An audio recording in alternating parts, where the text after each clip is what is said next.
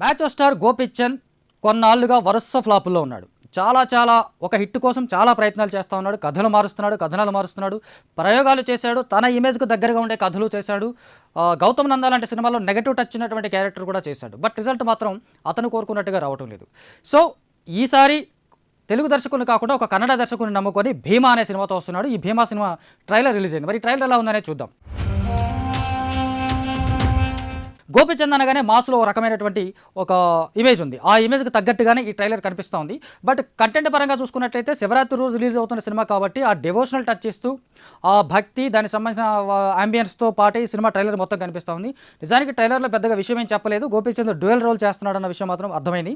అంటే ఒక రెండు కాలాల డిఫరెంట్ టైం పీరియడ్స్లో సాగే కథలాగా ఈ ట్రైలర్ చూస్తే కనిపిస్తుంది. బట్ కంటెంట్ పరంగా చూసుకుంటే ఇందులో బలమైన కంటెంట్ అనేది ట్రైలర్లో ఏమాత్రం ఎలివేట్ చేయలేదు. కేవలం ఒక డివోషనల్ టచ్ ఇస్తూ మహావిష్ణు 6వ అవతారంగా వచ్చినటువంటి పరశురాముడు తన గండ్రగొడ్డలితో సముద్రాన్ని వెనక్కి నెట్టి ఒక మహానగరాన్ని సృష్టించాడు. అదే ఆ నగరానికి సంబంధించినటువంటి కథగా ఈ సినిమా ఉండబోతుందన్న విషయంగా ఒక వాయిస్ ఓవర్లో ఈ ట్రైలర్ దాదాపు 2.5 నిమిషాలకు దగ్గరగా ఉంటే 1.5 మినిట్ పైగా వాయిస్ ఓవర్తోనే ఉంటుంది. ఆ వాయిస్ ఓవర్లో గోపిచంద్ ఫేస్ కానీ ఎక్కడ పర్టికులర్గా రివీల్ అవ్వటం ఉండదు. ఆయన పోలీసు గెటప్లో కనిపించడం వల్ల గోలీమార్ సినిమా తర్వాత పోలీసుగా నటిస్తున్నాడు కాబట్టి అవుట్ యాక్షన్ కంటెంట్ ఉంటుంది, మంచి మసాలా యాక్షన్ కంటెంట్ ఉంటుందని ఆడియన్స్ ఎక్స్పెక్ట్ చేస్తే దానికి భిన్నంగా ఈ ట్రైలర్ కనిపిస్తూ ఉంది. ఒక గోపిచంద్ ఏమో దేవుడికి సంబంధించినటువంటి భక్తి, అలాగే ఇంకో గోపిచంద్ ఆ భక్తికి సంబంధించినటువంటి దేవుడు వదిలేసిన ఏదో ఒక కార్యాన్ని నెరవేర్చడం కోసమే పోలీసు గెటప్లో మళ్ళీ అదే ప్రాంతానికి వచ్చినట్టుగా కనిపించేలాగా ఈ ట్రైలర్ ఉంది. నిజానికి చూసుకున్నట్లయితే ఈ ట్రైలర్ చూస్తే గతంలో కన్నడలో వచ్చినటువంటి శివరాజ్ కుమార్ సినిమాలు కానీ దానికి సంబంధించినటువంటి దగ్గరగా ఈ ట్రైలర్ స్పష్టంగా కనిపిస్తోంది.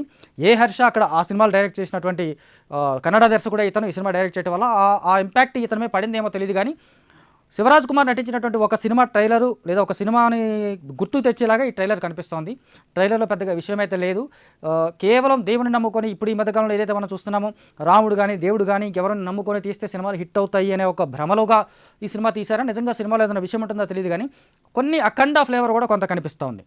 అఘోరాలతో ట్రైలర్ స్టార్ట్ అవ్వడం, గోపిచంద్ అఘోరా గెటప్ వేయలేదు కానీ ఆ యాంబియన్స్ క్రియేట్ అయ్యేలాగా అతను ఒక పవర్ఫుల్ పర్సన్ అనిపించేలాగా, ఇది ఇంకొక టైం పీరియడ్లో కనిపించే గోపిచంద్ ఒక పవర్ఫుల్ పర్సన్ అనిపించేలాగా కనిపిస్తుంది. ఇంకొక పోలీస్ గెటప్లో ఉన్న గోపిచంద్ ఇంకొక టైం పీరియడ్లో కనిపించేలాగా ఉన్నారు. వీళ్ళిద్దరి మధ్య ఉన్నటువంటి రిలేషన్ ఏంటి, వీళ్ళిద్దరికి మధ్య ఉన్నటువంటి కామన్ పాయింట్ ఏంటి, వీళ్ళిద్దరి మధ్య వచ్చేటువంటి కామన్ కాన్ఫ్లిక్ట్ ఏంటి అనేది సినిమాలో చూసుకోవాలేమో మనం. కానీ ట్రైలర్ మాత్రం ఏమాత్రం ఇంట్రెస్టింగ్గా లేదు. మామూలుగా ఒక ట్రైలర్ చూడగానే మనకు సినిమా చూడాలి, లేదా ఇదేదో బాగుంది ఇంట్రెస్టింగ్గా ఉంది ఖచ్చితంగా ఈ సినిమాని చూడాలి అనిపించేలాగా ఉండాలి. బట్ ఈ ట్రైలర్ చూస్తే అట్లాంటి ఇంప్రెషన్ కలగటం లేదు, ఇంట్రెస్ట్ కూడా కలిగించేలా లేదు. హీరోయిన్లకు సంబంధించి చూసుకుంటే ప్రియా భవానీ శంకర్, మాలవికా శర్మ హీరోయిన్లుగా నటించారు. వాళ్ళకి సంబంధించి ఒక సింగిల్ షాట్స్ మాత్రమే సినిమాలో ట్రైలర్లో కనిపిస్తూ ఉన్నాయి.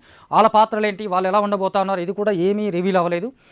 ఇంకా మెయిన్ విలన్ ఎవరనేది కూడా ఈ ట్రైలర్లో మనకి చూపించలేదు. ఇది ఒక ప్రధానమైన మైనస్ అనుకోవాలి. ఎందుకంటే గోపిచంద్ లాంటి హీరో అంటే అతనికి తగ్గట్టుగా అతని సినిమాలు ఫ్లాప్ అయినా సరే అతని ఇమేజ్ ఒక మాస్ ఇమేజ్ అనేది ఇప్పటివరకు చెక్కు చెదరలేదు. కాకపోతే ఒక మంచి సాలిడ్ హిట్ పడితే ఖచ్చితంగా గోపిచంద్ ఈస్ బ్యాక్ అని అనుకుంటాం మనం. అలాంటి మాస్ హీరోకి సంబంధించినటువంటి ఒక మెయిన్ విలన్ రివీల్ కాకపోవడం అనేది ఈ ట్రైలర్లో ఉన్న ఒక పెద్ద లోపంగా అని చెప్పాలి. ఎందుకంటే గోపిచంద్ ఢీ కొట్టే విలన్ ఎంత పవర్ఫుల్గా ఉంటే సినిమా అంత పవర్ఫుల్గా ఉంటుందని సగటు ప్రేక్షకుడు ఒక అంచనాకు వస్తారు. ఆ అంచనాకు రాలేని విధంగా ఇటు హీరోయిన్ల పాత్రలు ఏంటనేది చెప్పలేదు. పోనీ ఇక్కడ హీరో క్యారెక్టరేషన్ 2 పాత్రలు డ్యూయల్ రోల్ చేసినట్టుగా కనిపిస్తున్నప్పటికీ కూడా ఆ 2 పాత్రల్లో ఈయన ఢీ కొట్టబోయే అంశం ఏంటి, ఈయన ఫేస్ చేయబోయేటువంటి కాన్ఫ్లిక్ట్ ఏంటి, లేదా ఈయన ఫేస్ చేసి సాల్వ్ చేయబోయే ప్రాబ్లం ఏంటి అనే దాని విషయంలో కూడా ట్రైలర్లో ఏ క్లారిటీ లేదు. అంచేత ఇది గోపిచంద్ ప్రస్తుతం కొన్నాళ్ళుగా వరుసగా ఫ్లాపుల పరంపరలో ఉన్నాడు కాబట్టి ఆ పరంపరని కొనసాగించేలాగా ఉన్నట్టుగా ఉంది అనిపిస్తే కూడా తప్పేం లేదు.